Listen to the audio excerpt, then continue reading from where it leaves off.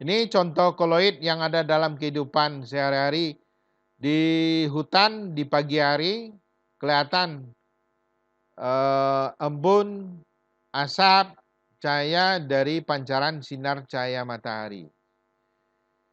Itu sistem koloid.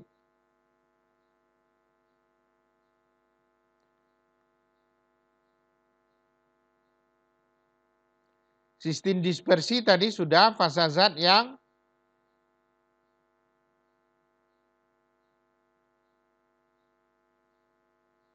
jadi ada terdispersi dan ada pendispersi. Dan istilah di sini nanti ada larutan sejati, ada suspensi, dan ada koloid. Jadi terdapat 3 jenis sistem dispersi. Larutan sejati, suspensi, koloid.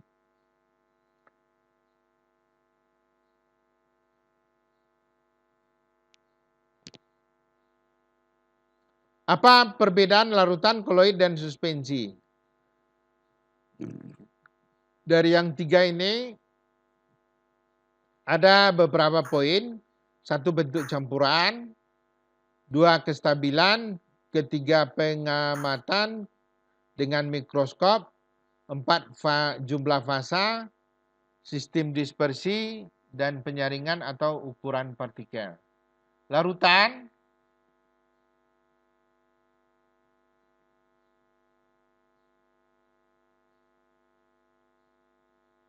ini dilengkapi nanti bentuk campuran, itu larutan itu zat terlarut dengan pelarut. Kalau koloid dispersi dan pendispersi, suspensi yang lebih halus. Kemudian kestabilannya mana yang lebih stabil? Larutan lebih stabil. Larutan, Pak. Ya. Kemudian pengamatan mikroskop, ini sengaja dikosongkan, Anda lengkapi nanti dengan yang terdapat dari buku-buku atau dari video-video yang lain. Sistem dispersi tadi sudah disampaikan sistem ukurannya, ini larutannya. Kalau suspensi tadi di atas berapa? Kalau koloid di atas 100 nanometer, suspensi antara 1 sampai 100. Kalau koloid ya itu kalau larutan sudah pasti jauh lebih besar. Kemudian kalau larutan bisa disaring, koloid tidak, suspensi tidak. Ukuran partikel coba dicek ulang lagi, nanti salah sebut saya angkanya gitu. Bentuk campuran ini suspensi heterogen, ini air sungai misalnya ya. Kalau larutan homogen seperti yang ada terjadi di dalam laboratorium. Koloid tampak homogen misalnya cat, susu, apalagi tadi yogurt. Jadi untuk sistem koloid ini sebenarnya Anda lebih bagus memahami apa yang disebut dengan contoh-contoh produknya. Jadi susu, cat, yogurt, tahu, air tanah atau air limbah, sehingga Anda bisa memperhatikan dengan sesungguhnya. Karena ceritanya begini nih, dalam COVID-19 ini ternyata orang menyorot sistem perkuliahan kita di kampus ini sudah sistem perkuliahan yang sudah sangat-sangat kuno, yang sudah berlangsung 100 sampai 200 tahun. Sehingga kita harus mencari cara yang jauh lebih baik, yaitu melihat aplikasinya. Karena banyak juga orang yang tidak sekolah tapi dia bisa berhasil. Kenapa? Ya karena setelah dipelajari, orang-orang pintar itu terlalu banyak menganalisis. Analisis ini, analisis itu, banyak ragu, banyak takut, sehingga tidak ada yang jadi satupun. Tapi kalau orang yang aplikatif, dia punya cita-cita, dia punya visi misi, dia punya goal setting, dan dia punya keinginan untuk merubah nasib, sehingga dia sampai kepada hal-hal yang bersifat sesuatu yang tidak mungkin menjadi mungkin.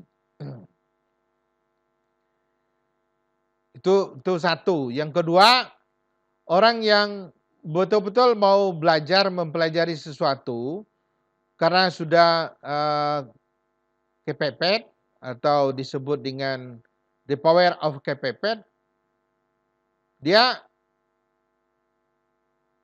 sangat dia bekerja dengan ikhlas, dia bekerja dengan lubuk hatinya, dan dia berdoa. Kalau kita sudah punya ilmu, tapi tidak dilengkapi dengan doa dan tidak dilengkapi dengan acting, tidak dilengkapi dengan percobaan, sehingga kita menjadi banyak takut jadinya. Apalagi kalau di dalam sistem kondisi pandemik COVID-19 ini. Jelas? Oke. Jadi orang buat tinta pemilu saja kaya juga orang. Orang buat Yakult saja kaya orang. Orang buat Ajinomoto saja kaya orang. Orang buat mie saja kaya orang. Kenapa dia kaya? Karena dia mempunyai sistem dan mau bekerja keras. Mau bekerja keras saja tidak cukup, tetapi harus diikuti dengan ilmu pengetahuan dan skill yang lain, harus tahan banting. Ya, kita melihat orang kaya itu kan melihat dia senangnya saja kelihatannya, tapi menjelang dia kaya perjalanannya bagaimana? Kita harus mempelajarinya. Melihat seseorang sudah jadi profesor, wah enak ya jadi profesor, tapi bagaimana dia mencapai untuk bisa jadi sampai menjadi seorang yang profesor yang sukses. Oke, kita teruskan. Larutan koloid suspensi stabil, larutan suspensi dan koloid kembali ceritanya tadi. Larutan itu stabil, suspensi tidak stabil, dan koloid tidak stabil. Pengamatan melalui mikroskop, ini penjelasannya nih, yang slide yang sebelumnya tadi. Larutan homogen, suspensi heterogen, koloid juga heterogen. Kemudian jumlah fasa, ini larutan satu fasa, zat terlarut dengan pelarut satu fasa, kecuali kalau air sungai itu lain gitu. Jadi kalau kita lihat air kopi, air teh, air susu enggak ya, suspensi dia. Suspensi dua fasa, koloid dua fasa. Kemudian sistem dispersinya larutan molekuler, kemudian padat kasar, suspensi, koloid padat halus. Penyaringan tidak dapat disaring. Kalau suspensi dapat disaring, koloid tidak dapat disaring dengan kertas saring. Jadi contoh, jadi kalau air tanah, maksudnya sungai habis hujan, lalu membawa air tanah, itu bukan larutan, itu termasuk koloid. Kalau diendapkan dia terpisah, satu airnya, endapannya di bawah adalah endapan tanah. Tapi yang dimaksud dengan larutan itu air gula misalnya. Jadi ini tidak bisa disaring kalau air gula. Jelas ya? Ukuran partikel larutan kecil dari 10⁻⁷ cm atau besar dari 1 nanometer. Sedangkan suspensi besar dari 10⁻⁵ cm atau besar dari 100 nanometer. Koloid 10 pangkat min 7 cm sampai 10 pangkat min 5 cm. Atau dari 1 nanometer sampai 100 nanometer. Ini bisa Anda baca saja, tidak perlu saya bacakan semua. Jadi bentuk campuran ini larutan, ini homogen. Koloid tampak homogen. Suspensi heterogen. Jadi koloid ini walaupun tampak homogen tapi tidak juga. Kemudian kestabilan stabil, stabil, tidak stabil. Dibaca saja ya. Kan sama dengan penjelasan yang sebelumnya. Pengelompokan sistem koloid. Kalau terdispersinya padat, cair, gas. Mediumnya padat, cair, gas. Kalau padat-padat disebut sol padat. Contoh, kuningan, campuran emas dengan perak. Ini Anda catat enggak nih? Nah, suara saya dicatat enggak? Ada Pak. Nah, jangan enggak dicatat. Jadi contoh sol padat ya kuningan, kemudian besi baja, campuran besi dengan karbon, kemudian untuk piala-piala ini ada medali emas itu murni itu, ada medali perunggu itu campuran itu padat dengan padat. Ada medali emas, perak, perunggu ya. Perunggu itu campuran. Stainless steel.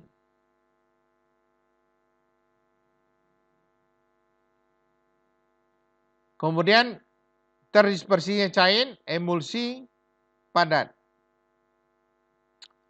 Campurannya padat, nantilah dikasih contoh-contoh yang lain. Nanti akan muncul juga. Padat, kalau padat gas dengan padat, contohnya busa padat. Berikutnya, kalau padat cair, sol cair. Cair-cair, emulsi cair. Emulsi cair, apa contohnya? Jamu masuk enggak? Hand body. Kemudian gas cair, buih contohnya. Gas aerosol padat. Ini padat dengan gas, aerosol padat. Cair dengan gas, aerosol cair. Gas dengan gas, larutan sejati. Ini bisa dipahami sendiri nanti. Kombinasi antara zat terdispersi, gas, dan medium pendispersi gas akan membentuk selalu dan pasti akan membentuk larutan sejati, bukan koloid. Sol padat, sistem koloid. Ini contoh pisau. Ini sejenis cerek berukir untuk hiasan di kerajaan-kerajaan yang lama. Tapi kalau Anda ketemu ini harganya sangat mahal nih sekarang.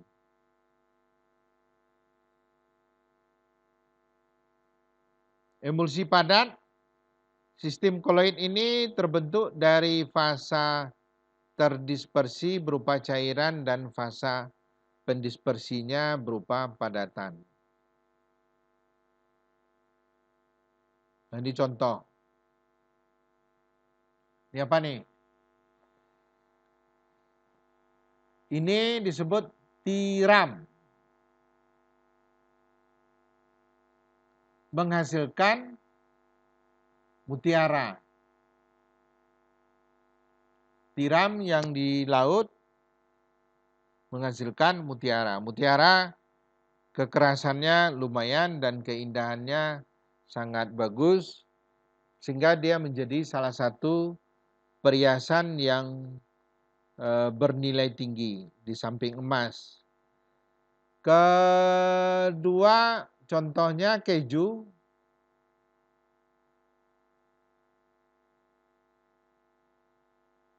Cheddar, Edamer. Keempat, misalnya margarin, mentega, itu disebut emulsi padat, yaitu dari cair ke padat. Termasuk agar-agar. Agar-agarnya awalnya dipanaskan, dia cair, kemudian setelah dingin dia menjadi padat. Oke, Bos? Kemudian busa padat, yaitu gas dengan padat sistem koloid yang terbentuk dari fasa terdispersi berupa gas dan fasa pendispersinya berupa padatan. Ini sepertinya ini, Anda lihat sendiri apa ini? Roti yang untuk orang barat ya. Roti apa ini namanya di restoran-restoran, di hotel-hotel sering ketemu nih.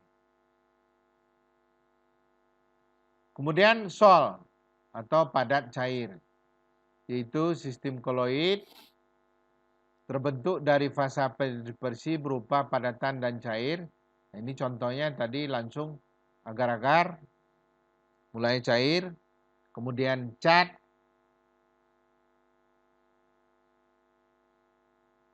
Jadi harapan saya jangan hanya sekedar Anda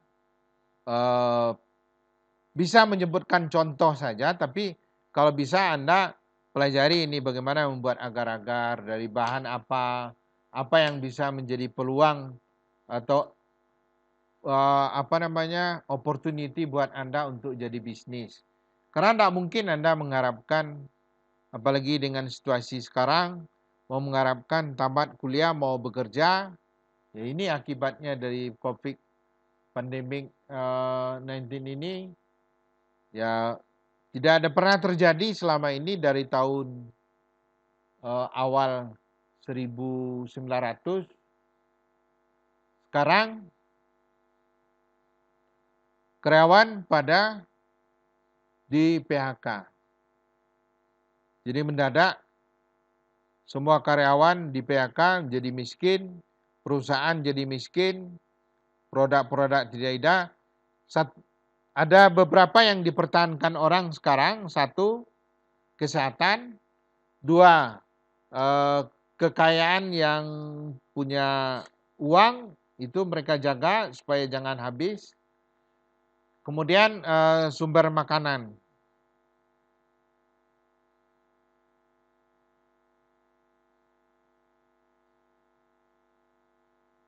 Jelas ini? Ada pertanyaan? Ari? Kenny? Jelas, Pak. Jadi tolong ditimbulkan semangat. Kadang-kadang dalam situasi kondisi yang seperti ini, muncul semangat, muncul ide, Anda lakukan sesuatu yang tidak mungkin bisa menjadi mungkin. Jadi jangan ditangisi pandemik COVID-19 ini. Tidak perlu dibawa bersedih, tapi banyaklah untuk berdoa, banyak minta ampun, sehingga Anda nanti dapat pencerahan-pencerahan yang bagus.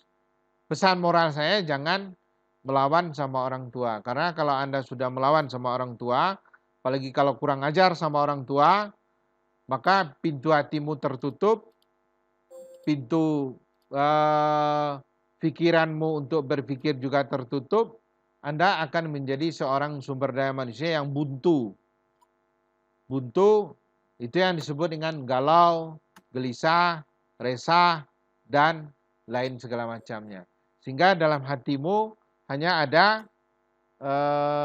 dengki, iri, sombong, rakus, tidak mau dinasihati, dan lain-lain segala macam. Tapi kalau bisa, buktikan bahwa Anda sebagai seorang manusia bisa berubah menjadi sumber daya manusia yang lebih baik. Jangan hanya sebagai sumber daya manusia industrial saja, tapi sumber daya manusia industrial yang berakhlak mulia, yang punya cita-cita, yang bermanfaat buat orang lain. Oke? Tuh. Berikutnya, emulsi cair-cair. Sistem koloid ini berbentuk dari fasa terdispersi berupa cairan dan fasa pendispersinya berupa cairan. Jadi cair. Contoh, nah ini, susu, milk. Ini apa nama ini? Es krim. Kemudian pati kelapa asli. Santan kelapa disterilkan, dikotakkan, dijual ke luar negeri. Seperti yang dibuat di daerah di pabrik Kokomas. Kemudian body lotion. Kemudian merek mayones. Nah, mayones ini apa?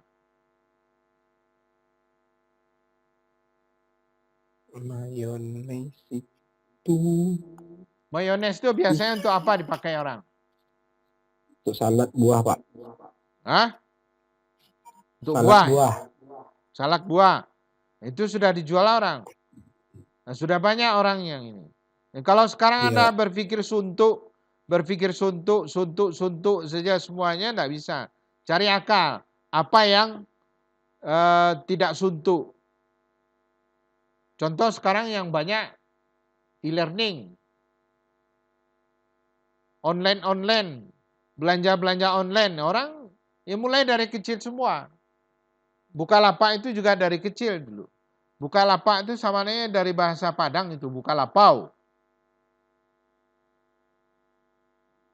Tapi kenapa orang bisa sukses, kenapa kita tidak? Ya karena kita tidak membiasakan mindset kita itu untuk diasah menjadi seorang entrepreneur atau seorang jiwa wirausaha. Jadi dengan belajar kimia dasar, salah satu babnya belajar koloid, Anda bisa terbuka pemikiran Anda ini.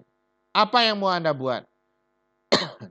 Susu bisa jadi es krim, susu bisa jadi mayones, susu bisa jadi Yakult, susu bisa jadi Dadia. Jadi bukan maksudnya capaian goalnya itu bukan menghafal emulsi cair-cair. Contohnya apa? Susu, es krim, pati kelapa. Bukan itu. Tapi kalau bisa goalnya itu yang jauh lebih tinggi dari analisis ke sintesis dan ke inovatif. Inovatifnya Anda bisa buat apa dari kimia dasar yang belajar koloid itu.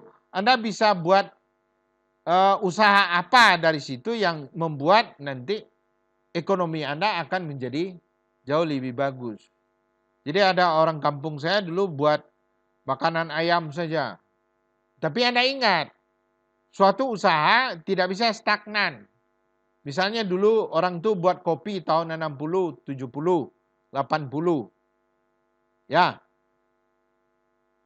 Orang itu waktu itu, orang tua-tua kita dulu suka minum kopi yang pahit.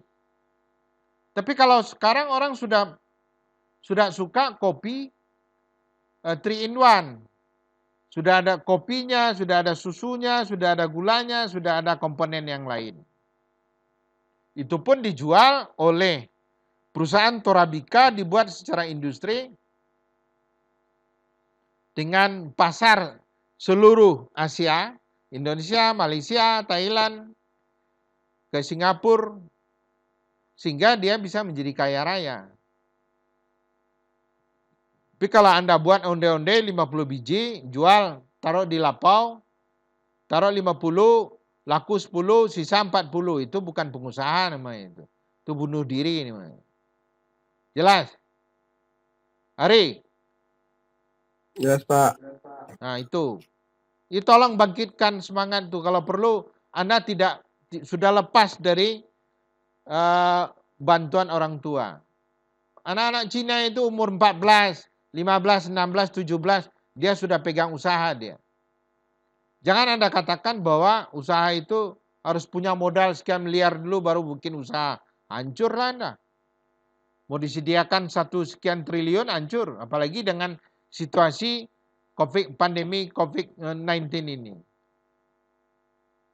Tidak ada yang bisa bergerak satupun. Emas naik. Apalagi nilai dolar naik, nilai rupiah kita. Sementara kita pun juga tidak bisa mencari rupiah sekarang. Mana? Jadi kebalikan, tujuan hidup kita bukan untuk mencari uang. Tujuan hidup kita untuk mempunyai seseorang sumber daya manusia yang sukses di bidangnya, sesuai dengan kemampuannya, sesuai dengan hobinya, sesuai dengan karakternya masing-masing. Jelas? Oke. Kita teruskan. Buih dan busa. Sistem koloid terbentuk dari fasa terdispersi berupa padatan dan fasa pendispersinya berupa gas. Ya, misalnya padat gas itu apa? Ini yang Anda lihat dalam gambarnya apa nih contohnya? Asap, uap. Itu uap, Pak. Kemudian aerosol, salah satu yang sudah berkembang dalam bidang industri, aerosol, cair gas, yaitu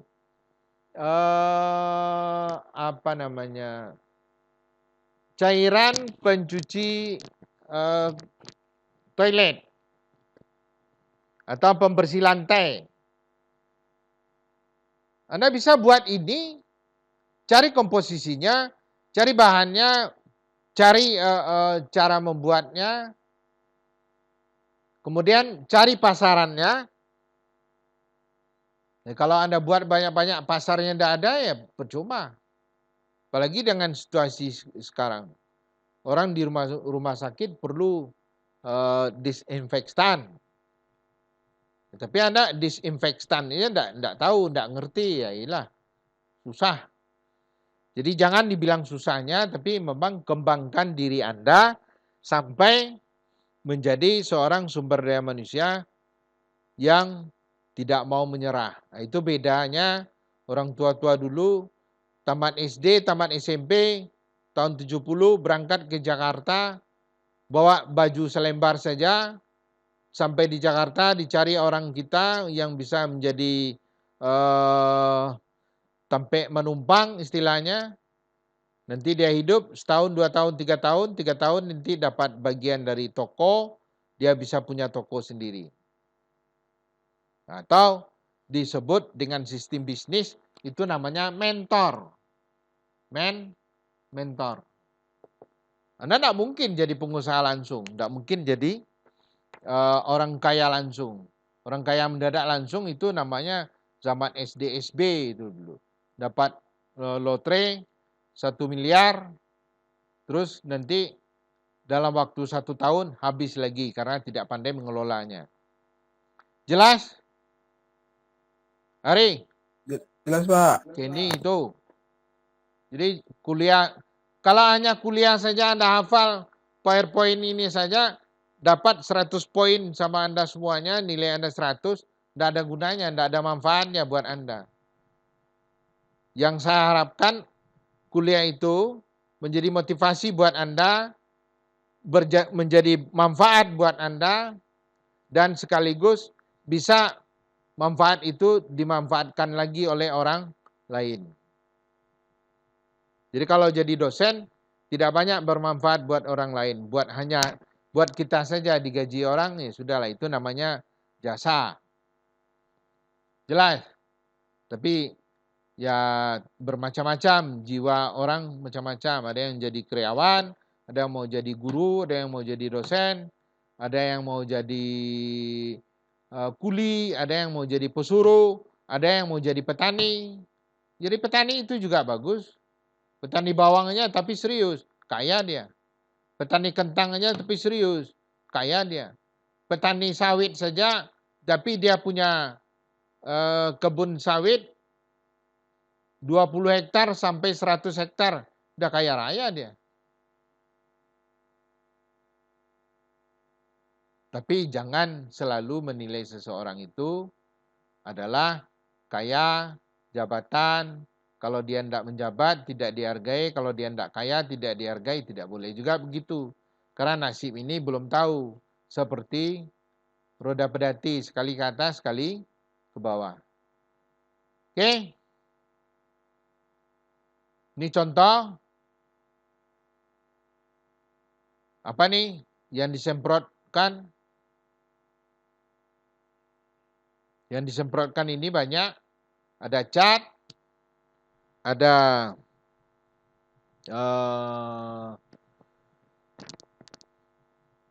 carilah dalam kehidupan sehari-hari.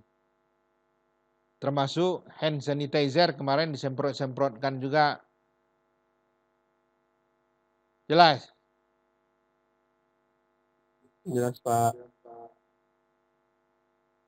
Sifat koloid. Satu tadi gerak Brown. Gerakan ini merupakan gerakan tidak beraturan terjadi karena adanya tumbukan antara partikel medium, pendispersi, dan partikel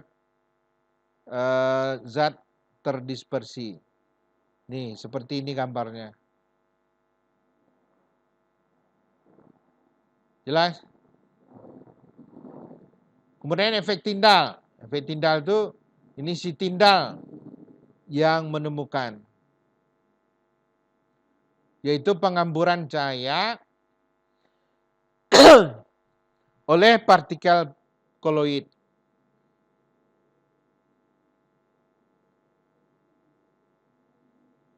Ini seperti di laboratorium, koloid partikel scatter light atau solution do not scatter dan fog droplet scatter light. Jadi cuman saya gambarnya tidak jelas. Ini misalnya ya larutan-larutan yang ada di dalam laboratorium. Dikatakan bening, dia tidak bening, dikatakan tidak bening, dia masih tembus cahaya 20 atau 30%. Absorpsi, menyerap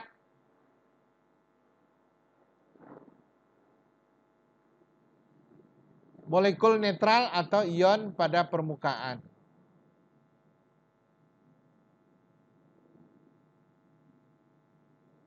Jadi koloid, partikel koloid mampu menyerap molekul netral atau ion pada permukaan. Jadi AS2S3, FeOH 3 kali, dengan adanya ion berlawanan muatan, maka dia akan terjadi absorpsi.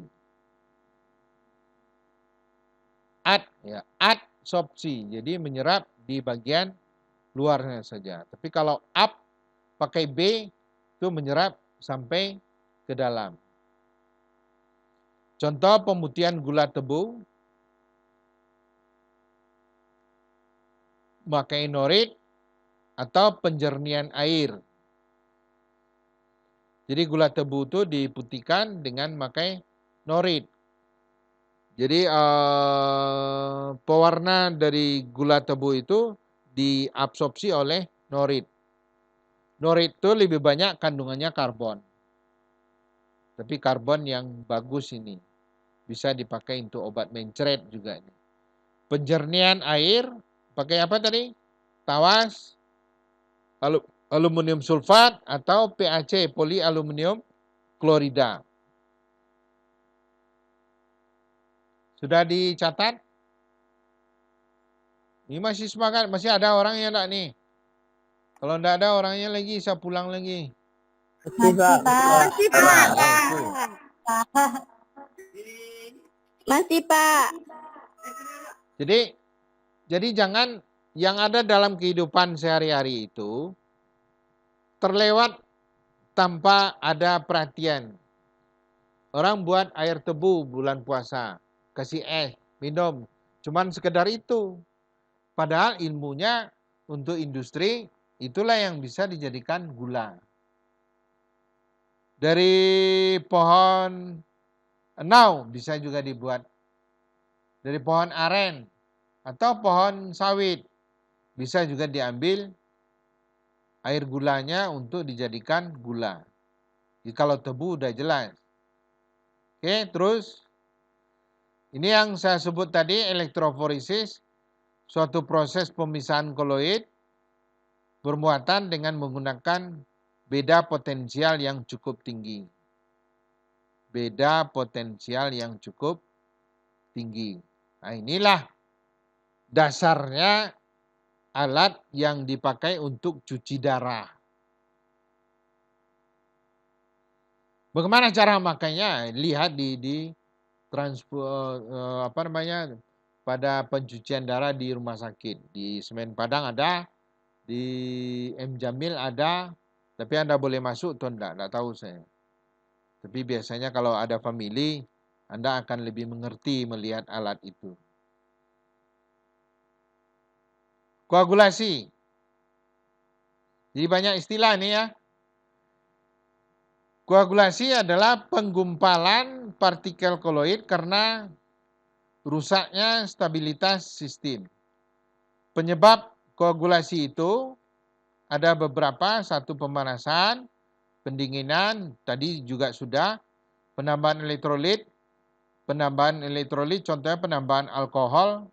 Jadi alkohol kalau kita tambahkan ke putih telur itu akan masak seperti kita merebus telur. Boleh buktikan. Atau Anda kan sekarang banyak ini punya hand sanitizer. Ada kandungan alkoholnya. Coba semprotkan ke putih telur. Pasti terjadi koagulasi. Anda praktekkan nanti ya. Halo? Ya, Pak. Dipraktekkan nanti. Baik Pak. Ya, Hand sanitizer itu disemprotkan ke putih telur. Ya, Pak. Beku enggak putih telur itu? Langsung ke putih Penggunaan telur ya, Pak. putihnya saja. Kuningnya enggak usah. Kuningnya enggak terlihat nanti sama Anda. Penggabungan Oke, koloid Pak. yang berbeda muatan. Kemudian proses elektroforesis. Ini contoh. Dari mana nih tahu ini bisa terjadi? Padahal bahan bakunya apa? Kacang, Yang keledai. keledai atau keledai? Kedelai Pak. Kedelai. Keledai itu Kedelai. keledai itu tumbuh-tumbuhan tuh. Binatang tuh. Jelas? Hewan Pak, hewan. Pembentukan delta di sungai itu akibat koagulasi juga. Jadi tahu nih lah yang mau kita bahas ini. Tahu itu digiling. Kemudian bukan tahu digiling. Kacang kedelai tadi itu digiling. Kemudian sebelum itu disortir dulu ya, mana yang bagus, mana yang tidak. Kemudian digiling, sudah digiling jadi tepung, diperas, masukkan ke dalam air, nanti cairannya dibuang, proteinnya mengendap. Protein yang mengendap itu dengan adanya penambahan koagulan, protein yang mengendap itu yang jadi tahu. Yang mengendap itu, yang menjadi koagulan itu dia padat, itu yang menjadi tahu, masukkan ke dalam cetakan, sekian jam sesudah itu dipotong-potong, dijual, digoreng, mau dibuat sayur, mau dibuat tahu rebus, tahu gulai, dan lain segala macam, ya terserah. Konsepnya apa? Sumber makanan yang mengandung protein tinggi.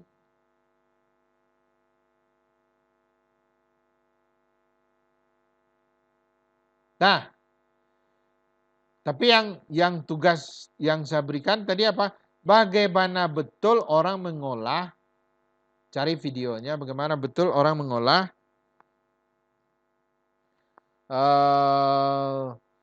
kacang kedelai tadi sampai menjadi tahu. Kalau soalnya dia menjadi tahu isi, tahu berontak, goreng tahu, tahu dicampurkan untuk gado-gado, untuk lotek, itu namanya disertifikasi makanan. Oke? Masih bisa lanjut, Ari? Masih, Pak. Ya. Kemudian koloid, liofil, dan liofob. Tadi sudah, yaitu kalau liofil yang senang cairan. Adalah koloid yang di dalamnya terdapat gaya tarik-menarik cukup kuat antara zat terdispersi dengan mediumnya. Contoh, agar-agar. Kemudian sol kanji. Indikator kanji masuk enggak nih? Masuk. Lem masuk enggak? Masuk. Ya, tolong dicatat. Atau Anda carilah yang lebih bisa diterima mana. Kalau enggak cari di jurnal. Jadi kalau sekedar Anda mendengar, mendongak, lalu nanti menjawab pertanyaan ujian, enggak ada artinya, percuma. Tapi apa yang disampaikan ini betul-betul bermanfaat buat Anda. Sebelum Anda dapat nilai A, Anda sudah mengambil manfaat dari belajar koloid. Tidak usah banyak-banyak, Anda bisa buat pabrik tahu saja 10 biji, ya sudah Anda bisa buat rumah 10 miliar. Gitu. Kalau produksinya satu hari bisa sampai 30.000 potong. Ya, tapi tentu berangsur-angsur lah, jangan langsung cita-cita boleh besar, cita-cita boleh tinggi, tapi jangan dikerjakan sendiri langsung semuanya. Kita beli, kita buat, kita jual gini, enggak bisa. Oke. Koloid liofil dan liofob. Contoh yang lain, koloid liofob. Contohnya susu, sol belerang, sol FeOH 3 kali. Sol emas di mana dia? Udah cari. Dialisis adalah proses penyaringan partikel koloid dari ion-ion yang terabsorpsi.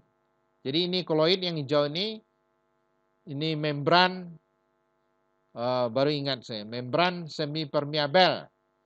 Misalnya, membran nanti akan terjadi penyaringan dari yang encer ke yang pekat. Di semi permeabel, membran semi permeabel. Membran semi permeabel ini tekanannya akan berlawanan dengan tekanan osmosis. Ini pendispersi.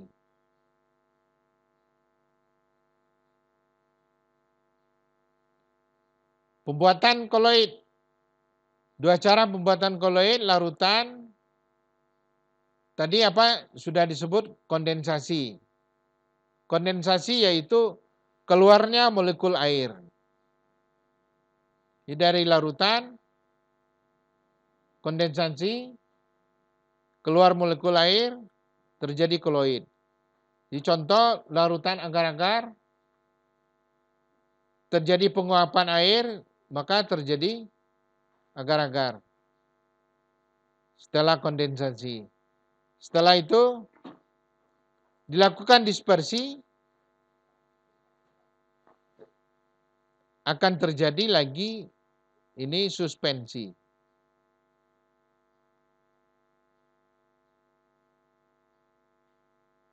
Bisa ulang, dari larutan terjadi kondensasi, terjadi koloid.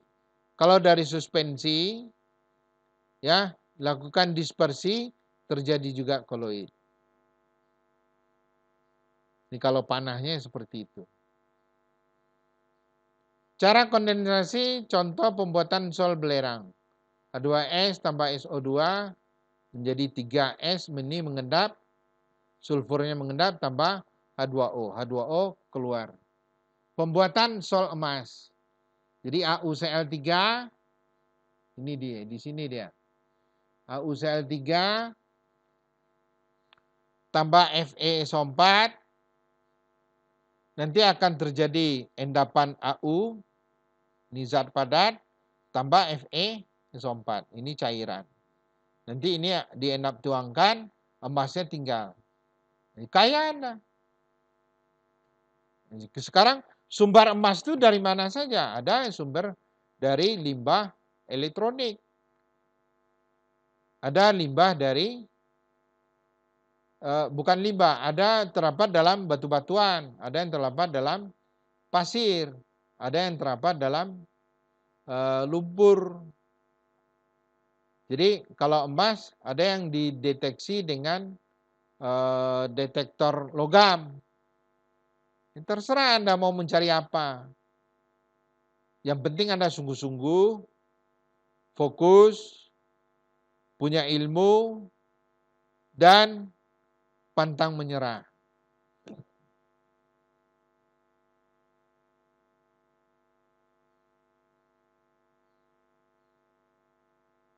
Kalau enggak, ya Anda mau menjadi apa? Itu makanya saya kirim kemarin video orang tukang panen sawit. Sanggup enggak Anda tukang panen sawit? Atau kalau yang wanita sebagai supir mobil truk atau tronton, ya, hidup juga dia. Tapi jangan, aduh cepat menyerah. Jelas ini? Ini pembuatan sol emas. Nah. Tapi dalam prakteknya, dalam kerja tentu tidak segampang reaksi yang ditulis seperti ini. Anda pernah enggak melihat orang mengambil belerang dari dalam kawah gunung, dibawa ke atas, dibawa turun gunung lagi, dikumpulkan kepada satu pedagang, itu membawanya saja, aduh minta ampun. Nanti dapat dinilai dapat membawa sekian kilo, 100 kilo, dapat duit sekian. Tidak seimbang lah, tapi orang itu tidak ada jalan lain, ya itulah yang mereka kerjakan. Jadi kalau bisa, kita kuliah itu, kita kuliah punya nilai, ada volume-nya. Di mana Anda kuliah Politeknik Anti Padang? Apa yang bisa dibanggakan oleh orang tua itu? Tamat kerja, tamat kuliah, bisa kerja digaji orang di atas antara 6 juta sampai 10 juta. Ya itulah. Tapi biaya hidup Anda dari lahir sampai Anda tamat kuliah sudah berapa banyak. Tapi banyak orang yang tidak sadar bahwa hidup itu hanya satu kali. Jadi tiru filosofi batang pisang, hidup itu hanya satu kali. Sebelum berbuah dia tidak berhenti. Jantung dipotong tumbuh, dipotong tumbuh, dipotong tumbuh sampai dia berjantung, sampai dia berbuah, sampai dia diambil orang buahnya, dicicipi oleh hewan yang lain, apakah tupai, apakah burung, apakah musang, dan lain-lain, dan sisanya diambil oleh orang punya pisang. Digoreng, dibuat kolak, dibuat yang lain-lain. Ya, kalau sumber daya manusia harusnya jauh lebih tinggi nilainya daripada nilai filosofis dari sebatang pohon pisang. Jadi hendaknya kalau semuanya Anda menjadi si Sandiaga Uno, semuanya Anda menjadi Yusuf Kala, semuanya Anda suksesnya seperti si Jokowi, semuanya Anda bisanya suksesnya seperti gubernur-gubernur, bupati-bupati, menteri-menteri yang lain, atau pengusaha-pengusaha yang lain seperti Syekh Abu Rijal Bakri, itu yang diharapkan, atau yang punya Transmart seperti itu. Jadi jangan kita mau jadi kuli di rumah sendiri. Tapi itu terpulang kepada diri Anda masing-masing. Kemudian reaksi hidrolisis. Pembuatan sol AlOH 3 kali. Jadi AlCl3 tambah H2O menjadi AlOH 3 kali. Tambah HCl.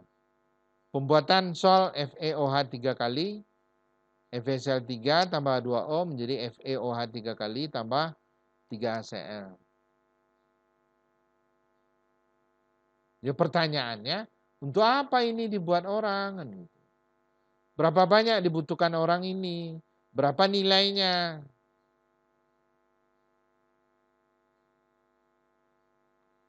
Cara kondensasi. Contoh reaksi penggaraman. Kondensasi dengan AgNO3 misalnya tambah NaCl menjadi apa? AgCl tambah natrium nitrat. Natrium sulfat tambah Ba nitrat berubah menjadi barium sulfat mengendap putih tambah natrium 2NO NaNO3. Jadi ini di reaksi penggaraman. Jadi terbentuk garam AgCl. AgCl itu apa? Contoh di laboratorium untuk penentuan titrasi mor, Volhar, atau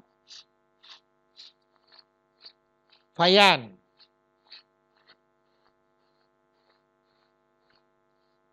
Reaksi yang kedua, Na2SO4 tambah barium nitrat, terjadi endapan barium sulfat tambah 2NaNO3, natrium nitrat.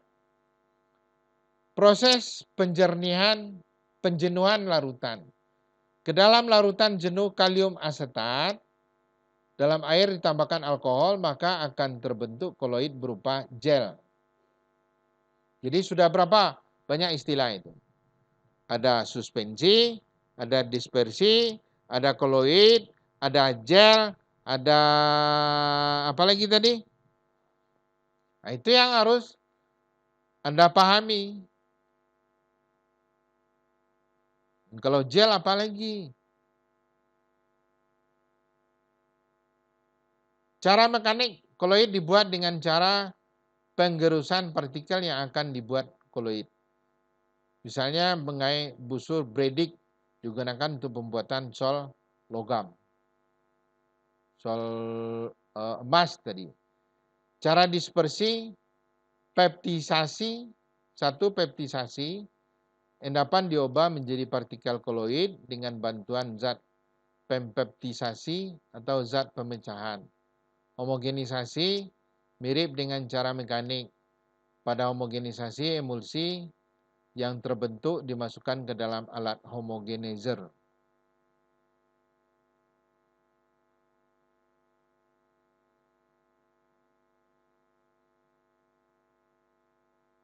Nah, sekarang secara psikologi, apa yang akan membedakan Anda? Satu adalah orang yang suka membaca dengan orang yang tidak suka membaca. Kita tidak boleh menyalahkan. Ada yang suka membaca, ada yang suka video, ada yang suka film, ada yang suka bermenung. Nah, Anda mau jadi apa? Terserah. Kalau Anda mau suka bermenung, galau, sedikit-sedikit tersinggung, sedikit-sedikit jadi masalah, sedikit-sedikit jadi problem, sehingga teman ini tidak ada satupun yang baik, ini kacau juga. Kedua, timing, waktu. Waktu itu berjalan dengan cepat. Hukumnya, hukum sebab akibat. Apa yang Anda tanam hari ini itulah yang akan Anda tuai hari esok. Anda tanam rambutan, tumbuh rambutan. Anda tanam durian, tumbuh durian. Syukur-syukur dia berbuah. Kalau tidak berbuah ya berarti durian atau rambutan jantan, pepaya jantan, sawit jantan. Kalau sawit jantan tak mau dia berbuah. Yang mau berbuah itu adalah yang betina.